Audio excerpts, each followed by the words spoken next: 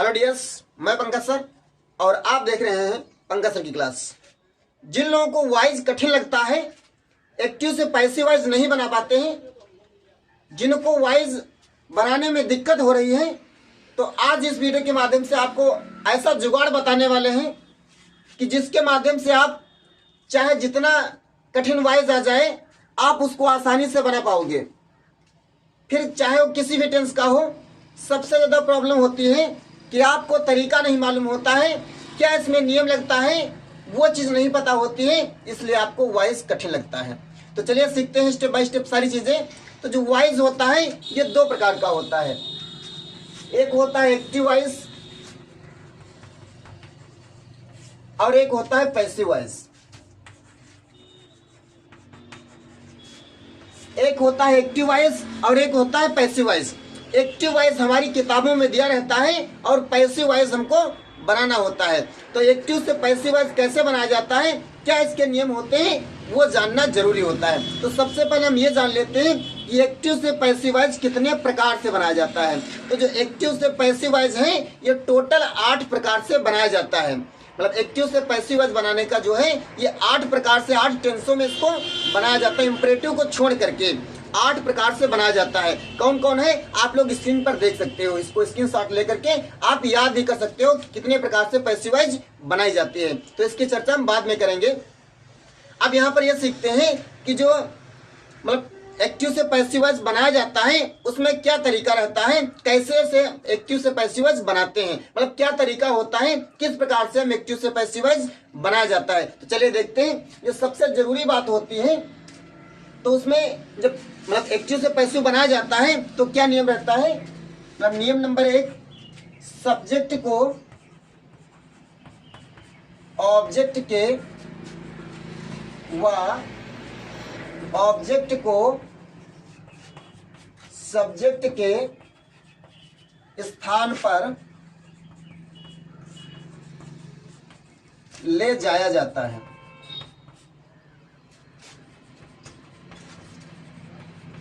ये इसका एक नियम होता है, ये सभी में लगता है। फिर चाहे वो प्रेजेंट हो, पास्ट हो या फ्यूचर हो, कोई भी टेंस हो, ये उसमें मतलब सभी में नियम लगता है।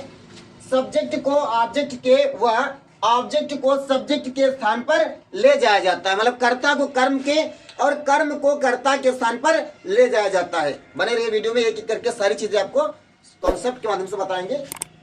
नियम नंबर 2, क्रिया की सदैव तीसरी अवस्था का प्रयोग करते हैं।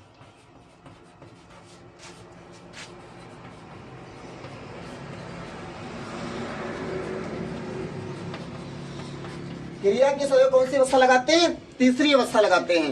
मतलब फिर चाहे प्रेजेंट हो, पास्ट हो, फ्यूचर हो, ये हमको लेना देना नहीं होता है। जो एक्टिव से पैसिव वाइज बनाने का तरीका होता है, ये तीन नियम जो है ये पक्का पक्का लगने हैं। इसके बिना हम पैसिव वाइज नहीं बना पाएंगे। नंबर 1, सब्जेक्ट को ऑब्जेक्ट के और ऑब्जेक्ट को सब्जेक्ट के स्थान पर ले जाए। मतलब कर्ता को कर्म के और कर्म को कर्ता के स्थान पर ले जाना ही पड़ेगा।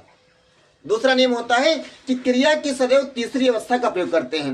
मतलब एक्टिव वाइज में फिर कोई भी क्रिया हो, चाहे एनजी हो, चाहे वर्ब की फर्स्ट फॉर्म, सेकंड फॉर्म, कोई भी हो, लेकिन जब पैसिव वाइज बनाया जाएगा तो उसको थर्ड फॉर्म में बदलना ही पड़ेगा। ये नियम नंबर 2। नियम नंबर 3 क्या होता है, क्रिया के बाद जो है बाई का प्रयोग किया जाता है, बाई का यूज होता है। मतलब जो है जब पैसिव वाइज बनाएंगे तो कर्म को जब इधर लाएंगे, मतलब कर्म इधर लिखा होगा, जब उधर ले जाए कर्ता को इधर ले आएंगे तो वहां पर जो है बाई का प्रयोग किया जाएगा। बिना बाई के जो है सेंटेंस पैसिव वाइज नहीं माना जाएगा। ये टेंस की बात बता रहा हूँ, इंपरेटिव सेंटेंस उसको हम बाद में समझते हैं। मतलब जो एक्टिव से पैसिव वाइज बनाया जाता है तो नियम नंबर 1, सब्जेक्ट को ऑब्जेक्ट के व ऑब्जेक्ट को सब्जेक्ट के स्थान पर ले जाया जाता है, नियम नंबर 1।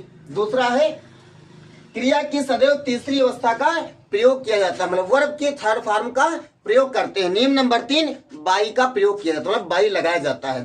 तो ये नियम जो है सभी में चलते हैं, फिर चाहे प्रेजेंट इंडिफिनिट हो, कॉन्टिन्यूअस हो, परफेक्ट हो, समथिंग, मतलब कोई भी टेंस हो उसमें ये तीनों नियम लगेंगे ही लगेंगे। अब यहाँ पर एक चीज और देख लेते हैं, उसके बाद कॉन्सेप्ट की तरफ चलते हैं। जब हम पैसिव वॉइस बनाते समय एक्टिव से जब पैसिव वॉइस बनाएंगे तो सब्जेक्ट को जब ऑब्जेक्ट के स्थान पर ले जाएंगे तो चेंजेस क्या होता है, क्या बदलाव रहता है वो देखिए आप लोग। जैसे यहां पर ही आएगा, ही माने वह होता है, और एक कर्ता के रूप में यदि आ रहा है तो इसको जब हम पैसिव में ले जाएंगे, फॉर एग्जाम्पल जरा इधर देखिए आप लोग, जैसे Ram is going to home. अब यहां पर Ram is going to home, इसमें राम क्या है, कर्ता है, और घर क्या है, ये कर्म है। तो हमने आपको यही तो बताया है कि कर्ता को कर्म को कर्ता के स्थान पर ले जाया जाता है। ये है कर्म, इसको पहले लाया जाएगा सब्जेक्ट के रूप में, ये है सब्जेक्ट, इसको ले जाएंगे ऑब्जेक्ट की जगह पर। तो यहाँ पर समझिएगा, जैसे यहाँ पर राम है, अगर जो राम की जगह पर ही आएगा तो यहाँ पर ही नहीं लिखा जाएगा, यहाँ पर हिम हो जाएगा। यदि यहाँ पर राम की जगह पर सी आ जाए तो यहाँ पर सी नहीं रहेगा, यहाँ पर हर हो जाएगा। तो वो चीजें आपको लिखवाने का प्रयास करता हूँ, फिर आगे देखते हैं। तो यदि कर्ता के रूप में ही आ रहा है तो ही को जब हम पैसिव बनाएंगे, तो ही को जब पैसिव में ले जाएंगे तो कर्म को आगे लाएंगे और कर्ता को पीछे ले जाएंगे, तो यहाँ पर ही का ही नहीं रहेगा, ही का हिम हो जाएगा। यदि यहाँ पर सी आ जाए तो सी का हर हो जाता है। गलती ज्यादा इसी में होती है, इसलिए इसको आप बारीकी से कंठस्थ कीजिएगा। ही का हिम होता है, सी का हर हो जाता है, यू का नो चेंज, यू का यू ही रहता है, ये मतलब यू का योर हो जाएगा, गलत हो जाएगा, यू का यू ही रहता है, आई का मी हो जाता है, वी का अस हो जाता है, और यदि कोई नेम आ रहा है तो नेम का नेम ही रहेगा, राधा साधा रीता गीता कुछ भी नाम आ जाए तो नाम का नाम ही रहता है। यदि वी आ जाए, वी हो चुका है, दे आ जाए तो दे का देम हो जाता है।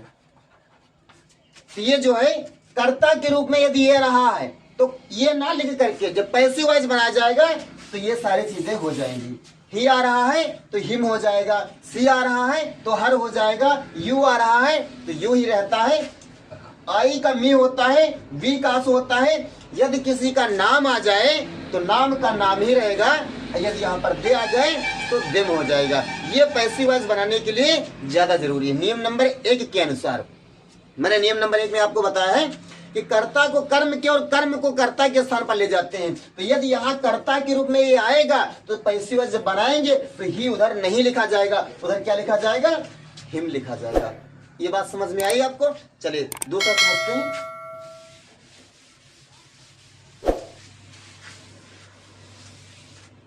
तो मैंने आपको बताया कि एक्टिव से जब पैसिव वॉइस बनाते हैं तो कर्ता को कर्म के स्थान पर ले जाएंगे, कर्म को कर्ता के स्थान पर ले जाएंगे।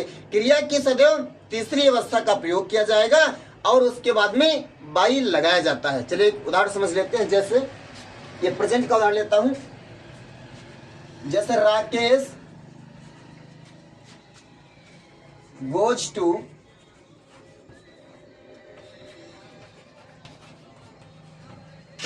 गोज टू टेम्पल, ये जो है प्रेजेंट इंडिफिनिट टेंस का है। तो प्रेजेंट इंडिफिनिट टेंस को बनाने के लिए कर्ता को कर्म के और कर्म को कर्ता के स्थान पर ले जाया जाता है, और प्रेजेंट इंडिफिनिट का जो पैसिव वॉइस बनाया जाता है तो कर्म के अनुसार, अर्थात इसमें जो है कर्ता प्रधान रहता है। एक्टिव वॉइस में कर्ता प्रधान होता है और पैसिव वॉइस जो होता है उसमें कर्म प्रधान रहता है। तो क्या इसका सूत्र होता है, सबसे पहले ऑब्जेक्ट को लिखा जाएगा, इसके बाद में इज एम आर का प्रयोग किया जाएगा, इज एम आर, मतलब कर्म के अनुसार इज एम आर का प्रयोग किया जाएगा। प्रेजेंट इंडिफिनिट टेंस में केवल, सभी में इज एम आर थोड़े लगाएंगे, सभी में अलग अलग होता है। प्रेजेंट इंडिफिनिट की बात कर रहा हूं, उसमें जो है इज एम आर का चुनाव किया जाएगा। उसके बाद में क्रिया की तीसरी अवस्था लगाई जाएगी। ऊपर चाहे कोई भी क्रिया हो, नीचे जब बनाया जाएगा क्रिया की अर्थात पैसिव वॉइस जो बनाया जाएगा, क्रिया की सदैव तीसरी अवस्था का प्रयोग ही किया जाएगा। उसके बाद में बाई लगाया जाएगा और उसके बाद में सब्जेक्ट को लिखा जाता है। ये जो है पैसिव वॉइस बनाने का सूत्र होता है। सबसे पहले ऑब्जेक्ट, उसके बाद इज एम आर में से किसी एक का चुनाव करेंगे, उसके बाद क्रिया की तीसरी अवस्था, फिर बाई, और उसके बाद में सब्जेक्ट को लिखा जाता है। चलिए इसको बना लेते हैं। Rakesh goes to temple. अब यहां पर देखेंगे टेम्पल क्या है, ये ऑब्जेक्ट है, ये राकेश क्या है, ये सब्जेक्ट है। राकेश है सब्जेक्ट और टेम्पल है ऑब्जेक्ट। ये क्या है? ये वर्ब है। जो एक्शन होता है, जो कार्य करता है, अर्थात जो करता है होता है, जो एक्शन दिखाता है वो वर्ब कहलाता है। तो यहाँ पर हमने आपको बताया कि कर्ता को कर्म के और कर्म को कर्ता के स्थान पर ले जाया जाता है। तो इसको इधर लाएंगे, इसको यहाँ पर ले जाएंगे, इसको अपनी जगह पर रखा जाएगा। अर्थात यहाँ पर कोई भी वर्ब हो किंतु हमको पैसिव वॉइस बनाते समय क्रिया की तीसरी अवस्था का ही प्रयोग किया जाए। समझते हैं? ऑब्जेक्ट है तो इसको पहले जो लाएंगे क्या है ऑब्जेक्ट के रूप में? टेम्पल है, तो टेम्पल को आगे लाएंगे तो हो जाता है द टेम्पल। अब इसके बाद में मैंने आपको बताया इज एम आर में से किसी एक का चुनाव किया जाएगा। मतलब ऑब्जेक्ट जब पैसिव वॉइस बना जाता है तो सबसे पहले ऑब्जेक्ट, उसके बाद में इज एम आर में से किसी एक का चुनाव किया जाएगा। तो यहाँ पर क्या हो जाएगा? टेम्पल सिंगुलर नाउन है तो सिंगुलर के साथ में क्या लगाया जाता है? इज लगाया जाता है, इसलिए हो जाएगा इज। तो द टेम्पल इज। अब क्या कर रहा है? जा रहा है। तो जाना की अंग्रेजी क्या होता है? गोज। तो यहाँ पर मतलब गो होता है, यहाँ पर यस यस इसलिए लगाया गया है क्योंकि राकेश एक वचन है तो एक वचन के साथ में यस या यस लगाया जाता है। ये प्रेजेंट इंडिफरेंट टेंस होता है। अगर जो आपको टेंस नहीं पता है तो मैंने सारे टेंस पढ़ाए हैं, वहां पर जाकर के आप प्रेजेंट इंडिफरेंट टेंस को लर्न कीजिए। उसके बाद में जो है पैसिव वॉइस का निर्माण सीखिए। सबसे पहले टेम्पल, उसके बाद में इज लगाया जाएगा। अब गोज की थर्ड फॉर्म क्या होती है? तो गो होता है, वेंट होता है, गान होता है, गोइंग होता है और गोज होता है। द टेम्पल इज गोज लिखा है, इसकी थर्ड फॉर्म क्या होता है? गान होता है। द टेम्पल इज गान, द टेम्पल इज गान। अब राकेश है, राकेश को जब उधर ले जाएगा तो क्या हो जाएगा? बाई राकेश। हमने आपको बताया था यदि नाम आ रहा है तो नाम नो चेंज, यहाँ पर कोई परिवर्तन नहीं किया जाएगा। तो आई होप ये समझ में आपकी आया होगा। चलिए दूसरा समझते हैं। जैसे she writes a letter, she writes a letter. अब यहां पर जो है सी राइट्स अ लेटर भी प्रेजेंट इंडिफरेंट टेंस है। तो यहां पर ये करता है, ये कर्म है और ये वर्ब है। ये करता है, ये कर्म है और ये वर्ब है।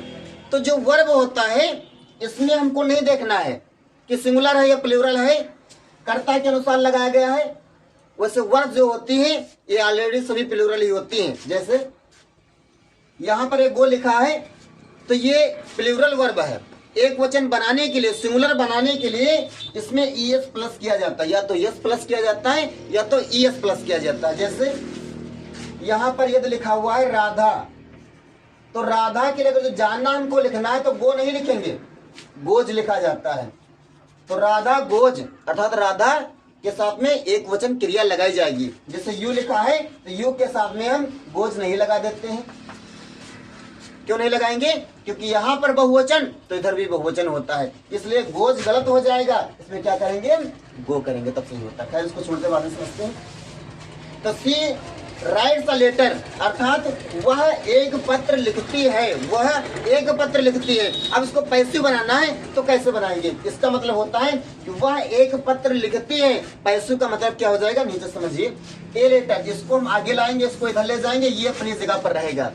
तो यहाँ पर ए लेटर लिखा है तो ए लेटर को आगे लाया जाएगा तो हो जाएगा ए लेटर।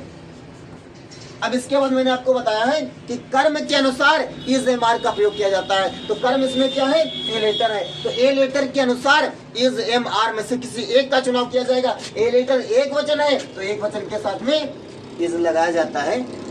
इसके बाद में ए लेटर इज राइट्स की सेकेंड फॉर्म होती है रोट और थर्ड फॉर्म होता है रिटन, इसलिए यहाँ पर क्या हो जाएगा? रिटन।